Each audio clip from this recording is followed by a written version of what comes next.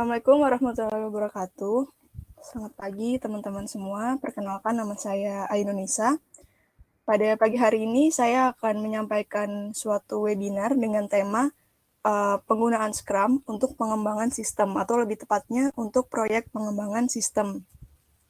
Oke. Nah, di sini ada beberapa poin bahasan yang akan kita bahas di webinar ini. Yang pertama tentunya pengertian dari framework Scrum itu sendiri, lalu penggunaan Scrum untuk tim pengembang sistem, pilarnya, komponen-komponennya, kelebihannya, dan karakteristik proyek yang sekiranya cocok menggunakan Scrum. Oke, yang pertama, sebenarnya apa sih itu framework Scrum itu? Nah, Scrum merupakan salah satu kerangka kerja yang digunakan untuk pengembangan proyek atau produk, contohnya suatu sistem informasi. Jadi misalnya gini teman-teman, kita mau mengembangkan suatu produk, suatu sistem, misalnya sistem informasi akademik nih yang ada di kampus kita. Nah, kita ini bisa menggunakan kerangka kerja, yaitu Scrum. Jadi dalam proses pengembangannya kita bisa mengikuti fase-fase atau komponen-komponen yang ada pada Scrum. Dengan menggunakan Scrum ini, tim pengembang dapat mengatasi masalah yang kompleks dengan solusi yang adaptif, namun tetap dapat menghasilkan produk keluaran yang kualitasnya setinggi mungkin. Jadi di sini ada beberapa kata kunci, yaitu adaptif dan suatu masalah yang kompleks. Nah, sepanjang webinar ini kita akan cari tahu nih sebenarnya makna adaptif dan kompleks dalam Scrum itu apa. Pada intinya ketika kita menggunakan Scrum, hasil yang kita harapkan itu pastinya hasil yang maksimal. Nah, namun proses pengerjaan proyek ini dalam suatu situasi yang kompleks dan setiap penyelesaian masalah ini dilakukan secara adaptif. Jadi itu poin-poin dari Scrum. Nah, sebenarnya penggunaannya itu cukup sederhana ya teman-teman. Kita membagi menjadi 4 poin-poin penggunaan Scrum dalam pengembangan sistem. Kita ambil contohnya yang tadi nih. Misalnya di kampus kita ada seorang manajer akademik. Manajer akademik ini selama ini masih menggunakan cara yang manual untuk menampilkan informasi akademik seperti IRS kita, pengisiannya seperti apa, lalu menampilkan IPK, dan lain-lain. Nah, si manajer akademik ini merupakan pemilik produk nih. Ceritanya dia ingin membangun suatu sistem yang bisa memudahkan mahasiswanya untuk melakukan pengisian IRS, update IRS, sebagaimana sistem IRS yang selama ini kita gunakan, sistem akademik yang selama ini kita gunakan di kampus kita. Jadi si manajer akademik ini misalnya adalah seorang pemilik produk, lalu dia memerintahkan tim pengembang yang menggunakan Scrum ini untuk mengembangkan suatu produk sistem informasi akademik seperti yang kita gunakan selama ini. Misalnya di kampus ini tuh belum dikembangkan ya, jadi ceritanya dia mau mengembangkan. Nah, setelah itu si tim pengembang ini membagi pekerjaan pembuatan sistem itu menjadi beberapa tahap. Jadi misalnya ketika kita punya sistem informasi akademik, itu kan fiturnya nggak cuma satu ya. Ada cukup banyak fiturnya. Ada untuk mengisi IRS, update IRS, menampilkan IPK. Nah, semua itu tuh nggak langsung dikerjakan dalam satu waktu yang sama. Tapi kita bagi menjadi beberapa tahap. Misalnya, pada minggu pertama kita mau mengerjakan fitur-fitur yang berkaitan dengan IRS. Minggu kedua, kita mau mengerjakan yang berkaitan dengan informasi mahasiswa seperti IPK-nya, status akademisnya, dan lain-lainnya. Nah, kemudian di setiap minggu, tadi kan kita membagi pekerjaannya itu menjadi beberapa minggu ya. Nah, di setiap minggu ini, tim pengembang dan para stakeholder seperti manajer akademik, mahasiswanya yang menggunakan mungkin beberapa perwakilan, kita akan melakukan suatu evaluasi untuk memeriksa hasil dari setiap minggunya. Kayak minggu pertama nih, kita mau mengembangkan fitur IRS. Kita evaluasi nih, kira-kira fitur itu sudah sesuai belum dengan harapan. Ada masalah tidak dalam pengembangannya. Nah, nanti hasil evaluasi itu akan kita gunakan untuk menyesuaikan ke tahap berikutnya. Jadi misalnya di minggu pertama ternyata ada masalah yang cukup rumit. Nah, nanti kita akan mencari solusi. Jadi di minggu berikutnya kita akan menyesuaikan nih kira-kira bagaimana pengerjaannya supaya masalah yang sama tidak terulang. Jadi itu kata kuncinya dari penggunaan Scrum, yaitu kita akan selalu menyesuaikan. Sebagaimana yang sebelumnya ada kata kunci yaitu adaptif. Cukup mirip ya, adaptif dan menyesuaikan itu. Nah, kemudian kita masuk ke poin 4 yaitu mengulangi. Jadi kita ulangi lagi nih, kita kembangkan lagi di minggu berikutnya, kita evaluasi lagi dan begitu seterusnya. Nah, Sekarang kita masuk ke bahasan 3 pilar dari Scrum. Scrum ini tuh terdiri dari 3 pilar, yaitu pertama transparency, inspection, dan adaptation. Yang pertama ada transparency, yaitu aspek-aspek pada proses pelaksanaan harus dapat dilihat dan dinilai secara jelas oleh semua pihak yang terdampak. Jadi misalnya begini ya, kita mau mengembangkan suatu beberapa fitur di minggu pertama.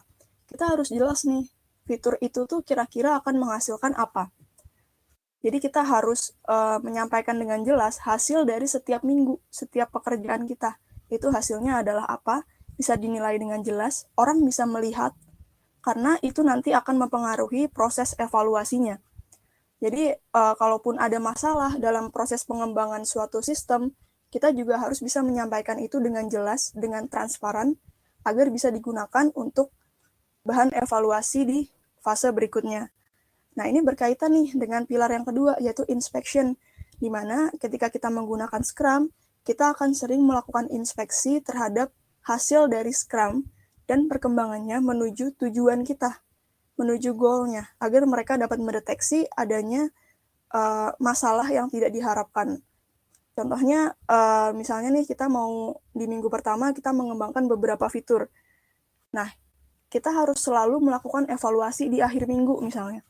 Jadi kita tidak bisa nih kayak kita diberi kesempatan untuk mengembangkan sistem informasi akademiknya itu selama 1 bulan. Lalu kita hanya mengerjakan aja tuh selama 1 bulan itu. Evaluasinya hanya ada 1 kali dan itu hanya di akhir. Nah, itu sama sekali tidak sesuai dengan pilar dari Scrum. Jadi pilar dari Scrum yang inspection ini meminta kita untuk sesering mungkin melakukan suatu evaluasi untuk memastikan kalau setiap tahap yang kita lakukan, setiap pekerjaan yang kita lakukan itu mendekatkan kepada tujuan, yaitu membangun sistem informasi akademis yang sesuai dengan kebutuhan. Kalau ada masalah, kalau ada suatu kendala, itu bisa segera kita atasi di minggu berikutnya, gitu. Nah, lalu di pilar yang ketiga itu ada adaptation. Oke, misalnya kita sudah berhasil nih mengevaluasi suatu fase atau 1 minggu misalnya.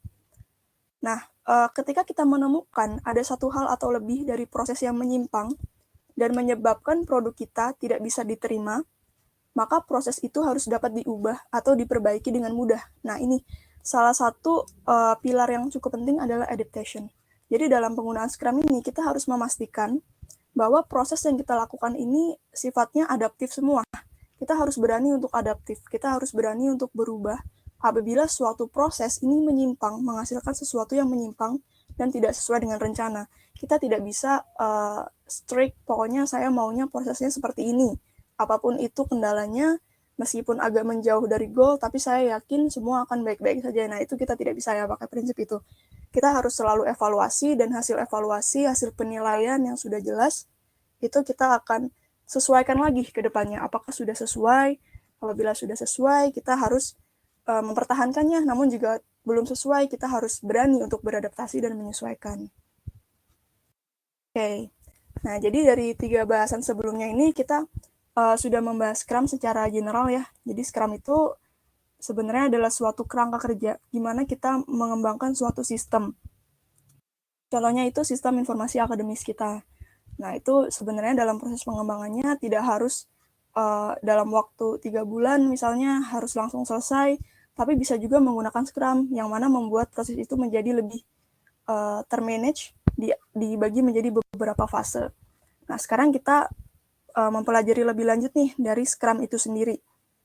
Sebenarnya proses kerja dari Scrum itu seperti apa? Nah, di sini cukup banyak ya komponen-komponennya. Tapi yang paling pertama ada Scrum team-nya. Jadi kita ketika mengembangkan suatu sistem, sebenarnya isi timnya itu siapa aja sih? Kalau kita menggunakan Scrum, timnya itu ada 3 ya. Nah, di sini ada penjelasannya. Yang pertama ada product owner-nya. Seperti yang saya sebutkan tadi, misalnya ada manajer akademisnya. Nah, beliau adalah seorang product owner, yaitu orang yang bertanggung jawab untuk memaksimalkan nilai bisnis dari produk yang dihasilkan oleh development team. Jadi misalnya mau mengembangkan sistem informasi akademis. Nah, kita harus, si product owner ini harus bisa memastikan kalau produk yang dikembangkan itu benar-benar memberikan manfaat, meningkatkan efisiensi atau efektivitas, dari proses akademis yang ada di kampus kita gitu. Nah, kemudian ada development team. Nah, development team itu nggak selalu ini ya, kayak programmer misalnya, orang yang membuat kode untuk sistemnya, enggak. Itu bisa saja seorang desainer atau sistem analis, yaitu orang yang akan menganalisa kira-kira apa aja sih kebutuhan dari sistem, fitur-fitur apa aja sih, atau bahkan yang melakukan riset kepada pengguna. Nah, itu semuanya ada dalam development team. Nah, mereka ini akan bekerja sama secara terpisah ya, secara divisi mereka masing-masing untuk melakukan pekerjaan-pekerjaan yang bisa menghasilkan suatu produk, dapat menghasilkan produk sistem informasi akademis tadi. Jadi mereka akan bekerja sesuai dengan keahlian mereka masing-masing begitu. Nah, lalu yang ketiga ada Scrum Master. Kenapa sih ada Scrum Master? Tadi kan kalau kita lihat di sini ya, prosesnya kan sangat banyak ya. Ditambah lagi dengan yang saya jelaskan tadi, di mana setiap minggu itu harus ada, nggak harus setiap minggu ya teman-teman, mungkin setiap 3 minggu sekali atau 1 bulan sekali, itu kita harus melakukan evaluasi, kita harus melakukan suatu adaptasi.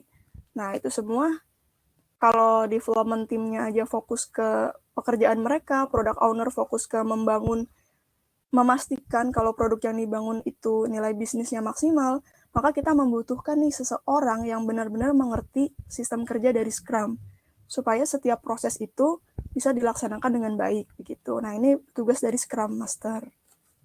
Oke, nah kita akan bahas lagi beberapa events atau fase ya. Kalau tadi kan saya sebutnya fasenya itu 1 minggu sekali misalnya. Nah, ini kita akan bahas lebih detail setiap fasenya dalam Scrum itu seperti apa. Lalu artifak ini artinya adalah keluaran atau hasilnya. Misalnya tadi di minggu pertama kita menghasilkan fitur untuk mengisi IRS. Nah, itu contoh hasil dari proses atau fase Scrum itu. Nah, oke. Kita balik lagi ke cerita tadi ya, seorang manajer akademik. Misalnya dia ingin membangun suatu sistem informasi akademik. Sistem informasi akademik ini kan nggak cuma satu fitur ya, tapi banyak banget fiturnya. Dan itu juga bahkan bisa dibilang fungsinya beda-beda. Ada yang khusus untuk IRS, ada yang khusus informasi kita sebagai mahasiswa, ada juga pengajuan cuti mungkin, dan lain-lain. Itu kan cukup banyak ya. Nah, ini kita bagi menjadi beberapa unit tugas, atau di sini kita sebut sebagai product backlog. Misalnya nih, kita mau membangun sistem atau fitur untuk menambah IRS. Nah, itu satu product backlog. Jadi satu unit kerja yang kita bisa fokus ke satu fungsionalitas. Oke, jadi itu yang disebut product backlog. Terus kita mau menampilkan IRS mahasiswa di semester tertentu. Nah, itu juga satu product backlog. Jadi pada intinya, setiap pekerjaan yang memiliki suatu fungsionalitas tertentu itu kita bisa anggap sebagai product backlog. Nah, jadi dalam pembuatan sistem informasi akademik ini akan dibagi menjadi beberapa product backlog yang bisa dibilang mungkin cukup banyak ya, kalau sistemnya itu kompleks. Nah, setelah itu, product backlog ini kan cukup banyak ya untuk suatu sistem yang kompleks. Kita lihat aja dari sistem akademik kita itu kan cukup banyak ya fitur-fiturnya. Nah, itu kita akan membaginya menjadi beberapa fase. Nah, itu kita lakukan pada sprint planning. Misalnya nih, tim pengembangnya diberi kesempatan untuk mengembangkan sistem informasi akademiknya itu dalam waktu 6 bulan. Nah, kita bisa bagi menjadi 1 bulan sekali gitu. Setiap satu fase itu 1 bulan. Kalau dalam dokumentasi resminya ya, teman-teman, si Scrum ini tuh menyarankan kalau proses satu sprint atau satu fase pengembangan itu maksimal 1 bulan. Jadi 1 bulan atau kurang, tidak boleh lebih dari 1 bulan. Untuk memastikan kalau ada kendala atau ada masalah bisa segera dipecahkan atau diselesaikan. Nah, itulah gunanya kita melakukan sprint planning juga. Di sini kita mencari tahu nih, di setiap fase kira-kira apa sih yang mau dikerjakan, yang mana sih yang lebih penting. Misalnya pada sistem informasi akademik kita ya, mungkin kalau untuk melihat data kita sebagai mahasiswa itu mungkin bisa nanti nih, kurang terlalu penting. Yang terpenting adalah misalnya mahasiswa bisa mengisi IRS supaya perkuliahannya bisa berlangsung. Nah, itu berarti kita prioritaskan di fase pertama, misalnya seperti itu, atau di bulan pertama. Nah, siapa sih yang menentukan apa yang paling prioritas? Fitur mana yang paling prioritas? Nah, itu tugasnya dari product owner tadi. Jadi dia mencari tahu nih, dari produk itu tuh yang mana sih yang value-nya itu paling besar, yang paling kita gunakan dalam waktu dekat begitu. Jadi dalam sprint planning ini melibatkan 3 roles tadi ya, ada product owner, development team, sama scrum master. Nah setelah itu, misalnya nih di bulan pertama kita sudah menentukan kita intinya akan mengembangkan fitur-fitur yang berkaitan dengan IRS. Misalnya menambah IRS, memperbarui, menghapus. Terus kita juga mau mengembangkan fitur authentication, login dan logout-nya, misalnya seperti itu. Nah, ini kita sebut sebagai sprint backlog. Jadi sprint backlog ini adalah beberapa unit kerja yang akan kita kerjakan dalam satu fase atau 1 bulan tadi. Misalnya kita satu fasenya itu 1 bulan. Nah, itu namanya sprint backlog.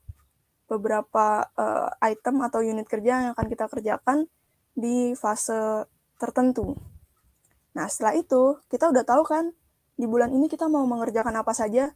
Nah, si Scrum Team ini akan mulai proses pengerjaannya. Yang ngedesain akan mendesain, programmernya akan melakukan pemrograman, sistem analisnya juga akan mulai bekerja. Nah, nanti mereka nggak tiba-tiba, fasenya 1 bulan, berarti nanti kita ketemu lagi 1 bulan. Nah, tidak seperti itu ya. Jadi di dalam Scrum itu ada yang namanya daily Scrum. Jadi setiap hari, si tim pengembang ini akan melakukan rapat selama idealnya sih 15 menit ya. Tujuannya untuk mengetahui apa yang sudah dia kerjakan di 24 jam sebelumnya dan apa yang akan dia kerjakan di 24 jam berikutnya. Misalnya di hari ini, saya ada meeting daily Scrum gitu. Nah, saya akan menyampaikan nih, kemarin saya sudah mengerjakan ini, fitur ini, kendala saya ada di sini, dan lain-lain. Begitu. Lalu nanti di 24 jam berikutnya, saya akan mengerjakan ini, dan ini. Nah, jadi tujuannya adalah agar semua anggota tim development ini mengetahui progres dari produk yang mereka kembangkan. Dan apabila ada masalah, bisa segera diselesaikan dengan solusi yang sifatnya adaptif. Jadi misalnya begini, di hari ini ceritanya ada tim programmer gitu ya. Jadi pertama nih kita mulai lagi ke cerita awal kita, yaitu di mana seorang manajer produk nih, manajer akademik. Misalnya nih dia ingin membuat suatu produk yaitu sistem informasi akademik. Nah, produk sistem informasi akademik ini seperti yang ada di kamus kita ya, ada beberapa fitur seperti membuat IRS, menghapusnya, memperbaruinya, menampilkan informasi mahasiswa. Nah, itu semuanya kita bisa bagi nih menjadi beberapa produk backlog atau 1 unit kerja, atau bisa dibilang sebagai 1 fungsionalitas. Seperti misalnya kita mau membuat suatu IRS. Nah, itu kita anggap sebagai 1 produk backlog, 1 fungsionalitas yang akan kita kembangkan.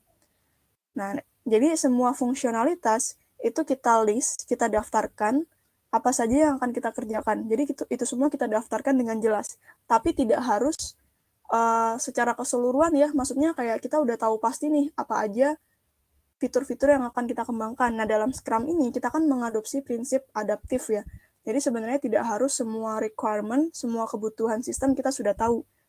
Anggap saja kita baru tahu ada pembuatan IRS, mengupdate IRS, menghapus IRS, lalu ada juga untuk menampilkan informasi akademis mahasiswa. Nah, itu kita masukkan ke dalam produk backlog.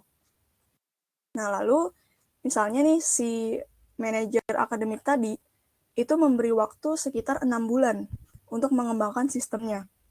Nah, kita bisa melakukan sprint planning. Jadi kalau dalam dokumentasi Scrum itu, kita diberi saran untuk satu fase itu 1 bulan. Jadi dalam 6 bulan ini kita bagi menjadi 1 bulan, menjadi 6 fase. Yang mana satu fasenya itu 1 bulan.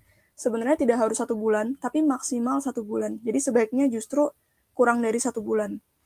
Nah, kita anggap aja misalnya kita menggunakan fase 1 bulan. Setiap fase itu 1 bulan. Nah, di sprint planning ini kita akan merencanakan kira-kira dalam satu fase itu apa saja yang mau kita kerjakan. Pekerjaan mana dulu nih, fitur mana dulu nih yang paling prioritas yang akan kita kerjakan. Misalnya si project manajernya atau product ownernya, yaitu si manajer akademik tadi, itu sudah menentukan nih kalau nilai bisnis yang paling besar itu dimiliki oleh fitur IRS. Nah, kalau kita balik lagi nih ke setiap Scrum teamnya, orang yang bertanggung jawab untuk memaksimalkan nilai bisnis itu kan product owner ya.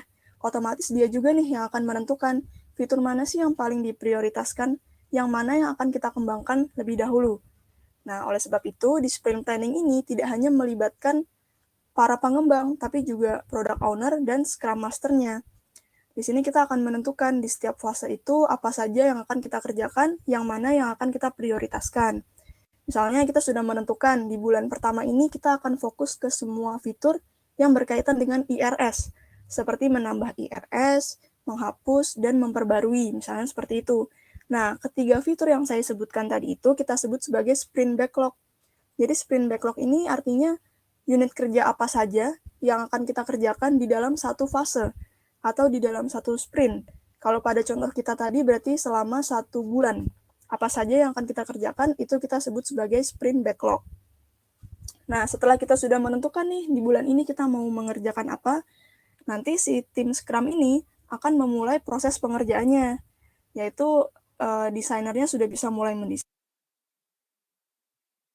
memprogram, dan para tim-tim lainnya. Nah, tapi meskipun kita satu fasenya itu 1 bulan, bukan berarti satu Scrum satu tim ini nanti akan bertemu lagi di bulan berikutnya, akan membahas apa saja yang dikerjakan dalam 1 bulan itu. Tidak seperti itu ya. Jadi di dalam Scrum ini kita mempunyai suatu event yaitu Daily Scrum, di mana setiap hari tim pengembang ini akan melakukan meeting selama idealnya 15 menit, di mana nanti mereka akan menyampaikan kira-kira apa saja yang akan mereka kerjakan di 24 jam berikutnya, dan apa yang sudah mereka kerjakan di 24 jam sebelumnya atau di hari sebelumnya. Misalnya di hari ini, saya melakukan suatu meeting untuk daily scrum 15 menit. Di situ saya akan menyampaikan nih, kemarin saya sudah mengerjakan fitur A, B, dan C. Lalu kendalanya ada di sini.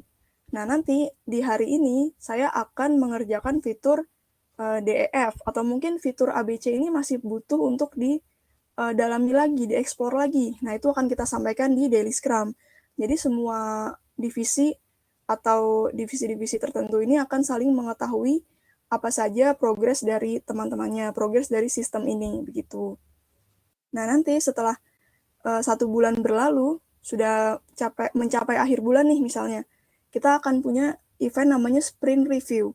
Sprint review ini melibatkan development team, melibatkan product owner, melibatkan scrum master, dan juga stakeholder lain.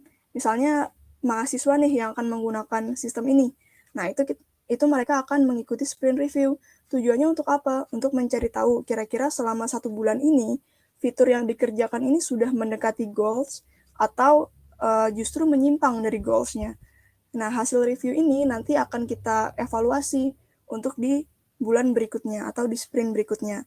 Nah, di sini ada istilah namanya increment atau hasil ya, bisa dibilang sebagai tambahan hasil, tambahan fitur ya kalau dalam kasus kita, yang sudah kita kerjakan di setiap satu sprint. Jadi nanti setiap fitur yang sudah selesai, itu kita masukkan ke dalam increment dari Scrum kita, gitu.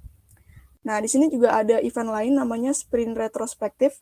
Jadi di sini setiap anggota atau setiap divisinya itu akan mengevaluasi tim mereka sendiri untuk menentukan kira-kira semua kendala yang kita alami selama satu sprint ini itu bisa kita perbaiki tidak di sprint berikutnya, di bulan berikutnya. Kira-kira apa yang bisa kita perbaiki, apa yang bisa kita pertahankan, dan apa yang harus kita ubah. Nah, ini ada di sprint retrospektif.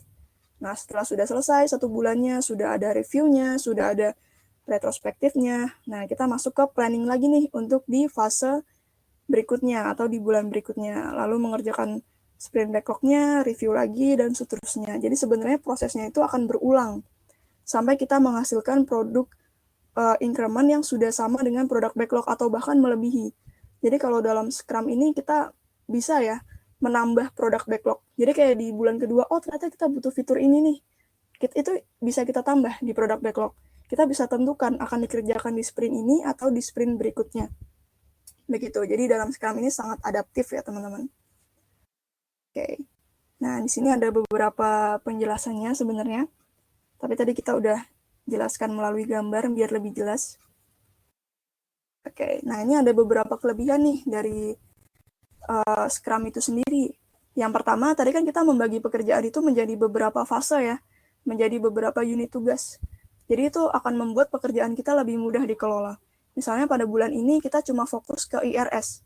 Ya udah, kita nggak perlu nih memikirkan autentikasinya, fitur-fitur untuk menampilkan data mahasiswa itu bisa kita pikirkan nanti. Yang penting di bulan ini kita fokus pada produk backlog yang akan kita kerjakan begitu. Jadi lebih mudah dikelola, lebih mudah di review juga hasilnya. Nah, lalu yang kedua, perkembangan produk diuji selama proses sprint review. Tadi kan kalau kita balik ke gambar ini, di setiap akhir fase itu kan ada sprint review ya.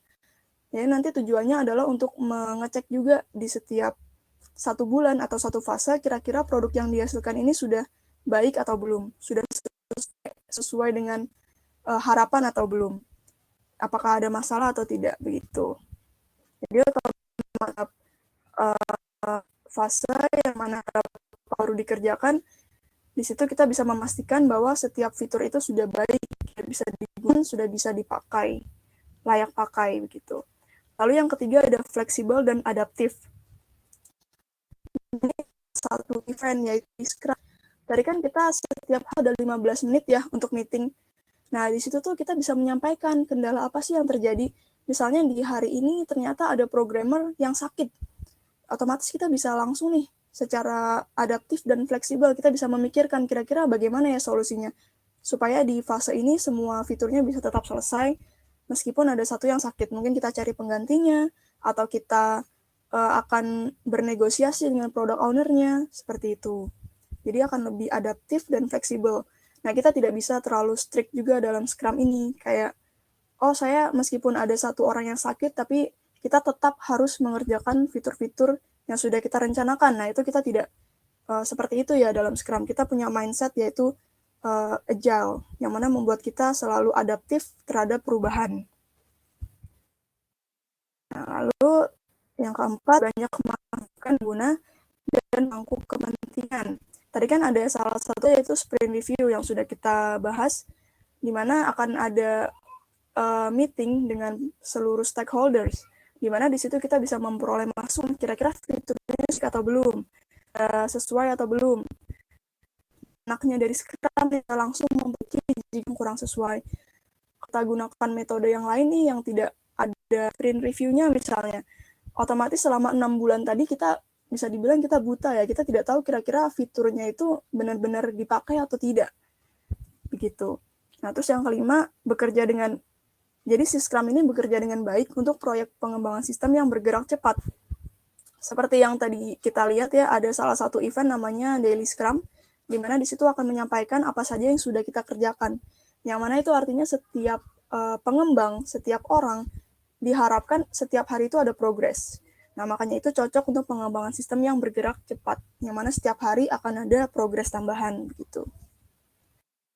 Oke, nah ini sebenarnya yang apakah semua cocok dengan Scrum? Jawabannya adalah tidak. Tidak semua project itu cocok dengan Scrum. Beberapa karakteristik project tidak perlu menggunakan Scrum. Yang pertama adalah produk yang sudah memiliki requirement. Misalnya di sistem informasi akademik nih, ternyata sistem informasi akademik tadi itu sudah jelas kebutuhannya. Fitur-fiturnya tuh kita udah tahu. Kita udah bisa melihat juga dari sistem informasi akademik dari kampus lain misalnya. Dan semuanya udah jelas, udah sesuai. Nah, itu sebenarnya tidak perlu menggunakan Scrum, karena justru akan membuang-buang waktu. Untuk apa kita melakukan review terhadap suatu produk yang memang sudah pasti kita pakai, seperti itu.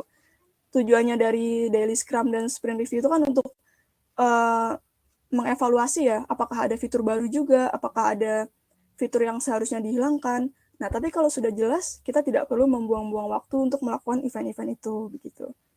Nah, yang poin kedua, lingkungan pengembangannya tidak kompleks. Kompleks di sini itu apa sih sebenarnya?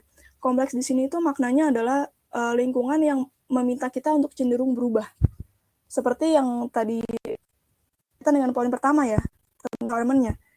Jadi misalnya suatu ini sebenarnya itu sudah jadi requirement-nya, otomatis lingkungannya tidak sering berubah ya. Kita tidak dituntut untuk mengubah suatu fitur, sudah jelas semuanya. Nah, itu berarti lingkungannya tidak kompleks.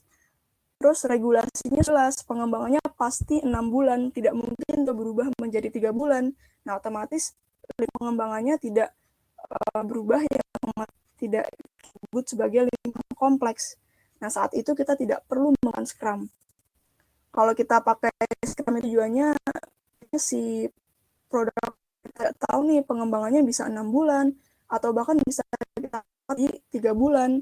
Nah, itu kan kompleks ya. Kita harus selalu ada perubahan timeline. Nah, tapi kalau timelinenya sudah jelas, lingkungannya tidak akan menuntut kita untuk berubah secara tiba-tiba, ya kita tidak perlu menggunakan Scrum. Kemudian poin yang ketiga itu ketika interaksi dengan user atau stakeholder terbatas. Sebagaimana yang kita tahu tadi ya, kalau setiap event itu melibatkan stakeholder, melibatkan user, melibatkan banyak pihak. Kalau seandainya interaksinya terbatas, jadi tidak ada artinya nih kita sprint review tapi tidak ada usernya, tidak ada para stakeholdernya. Nah, kalau begitu kita tidak bisa menggunakan Scrum. Gitu. Oke. Nah, ini ada salah satu gambar ya, atau di sini kita bisa lihat suatu grafik. Di sini menunjukkan kapan sih kita bisa menggunakan Scrum dan kapan tidak. Jadi di sini itu berdasarkan ketidakpastian ya, ketidakpastian dari fitur-fiturnya atau kebutuhan sistemnya. Lalu di sini juga secara teknisnya itu seperti apa ketidakpastiannya. Kalau ketidakpastian fiturnya itu cenderung rendah, misalnya tadi requirement-nya sudah jelas nih, fitur-fiturnya sudah jelas apa aja yang mau dikembangkan. Dan secara teknis juga tidak tidak akan ada perubahan-perubahan yang berarti. Nah, kita bisa pakai yang namanya linear approach. Kalau tadi kan si Scrum itu kita sebutnya sebagai adaptif ya. Dia disebut sebagai adaptive approach. Nah, tapi sebenarnya ada nih namanya linear approach. Namanya juga linear ya, jadi artinya proses pengembangannya itu lurus-lurus aja, nggak ada perubahan, nggak tiba-tiba belok kanan, belok kiri. Atau kita bisa sebut juga sebagai waterfall, ya. Jadi langsung aja gitu, lurus, turun ke bawah, jalan, selesai, nggak ada masalah, nggak ada perubahan. Nah, itu kita lebih baik pakai ini, karena kita udah tahu pasti fitur-fiturnya apa aja. Jadi buat apa kita harus setiap hari meeting, setiap bulan kita review, untuk apa? Karena kita udah tahu pasti fitur-fiturnya. Jadi bisa mempersingkat juga proses pengembangannya, karena kita bisa fokus ke mengerjakan daripada ke meeting dan mengubah-ubah fitur. Nah, tapi untuk si adaptif ini, atau yang tadi kita gunakan yaitu Scrum, di sini tuh cocok ketika lingkungan atau requirement-nya ini cukup kompleks dan juga rumit. Kita masih belum tahu nih requirement-nya apa aja. Bener nggak sih yang user mau tuh yang seperti ini? Nah, kalau kayak gitu, kita lebih baik menggunakan Scrum. Jadi setiap satu fase kita bisa nanya ke usernya, kira-kira sudah sesuai belum fitur-fiturnya? Sudah cukup memenuhi kebutuhan atau belum? Begitu. Oke, jadi ya kurang lebih itu aja materi di webinar ini. Terima kasih untuk teman-teman yang sudah hadir dan sudah menyaksikan webinarnya. Untuk teman-teman mungkin kalau ada yang mau ditanyakan bisa melalui mikrofonnya langsung atau bisa di chat. Silakan teman-teman. Untuk Kak Rifanti Lisa, kira-kira ada yang mau ditanyakan? Oke, sebelumnya thank you banget buat Ainun udah menyampaikan presentasinya dengan jelas, dengan detail dan baik. Aku mau nanya sih, kalau misalkan kita lagi ngerjain suatu, misal kita lagi ada di tengah-tengah sprint, maksudnya sprint itu lagi berjalan gitu, kita lagi ada di tengah-tengah gitu, kayak udah setengah berjalan gitu, tapi ada suatu masukan atau kayak fitur, ada suatu fitur yang kayak harus dikerjakan gitu, dan itu kayak langsung dapat, bukan kayak sampaikannya misal oleh si level gitu, jadi kayak ada desakan dari atas, dari petinggi gitu ya, dari si level itu bahwa ya suatu fitur ini harus segera rilis gitu. Nah, itu gimana sih cara menghadapinya gitu? Oke, terima kasih Kak Anti untuk pertanyaannya. Jadi, yang saya tangkap ya, itu misalnya lagi nge-sprint nih, satu sprint. Tiba-tiba di sini tuh si pihak levelnya, mungkin product owner-nya atau siapa, atau mungkin si level dalam artian isinya atau apapun itulah yang lebih tinggi tingkat, itu tiba-tiba bilang kalau satu fitur requirement yang ternyata tuh mendesak atau lebih penting. Jadi kalau jadi kan kita akan ada meeting tuh 15 menit dalam satu hari. Nah, di situ biasanya meetingnya tidak harus development team, tapi bisa juga si product owner-nya ini hadir di dalam meeting itu. Di situ dia bisa menyampaikan dan ikut mempertimbangkan sebenarnya fitur yang diminta si level ini memang benar-benar diperlukan atau tidak. Karena kan kita balik lagi ya ke role yang tadi. Role yang menentukan, yang menjawab ya untuk memaksimalkan nilai bisnis itu adalah product owner. Nah, jadi kalau seandainya memang fitur itu ternyata diminta langsung dari si level dan memang benar-benar bisa meningkatkan nilai bisnisnya, nah itu kita bisa memasukkan tuh ke dalam product backlog. Kita bisa nih melakukan planning kembali, kita bisa menentukan kembali mana aja nih product backlog yang kira-kira bisa kita tunda.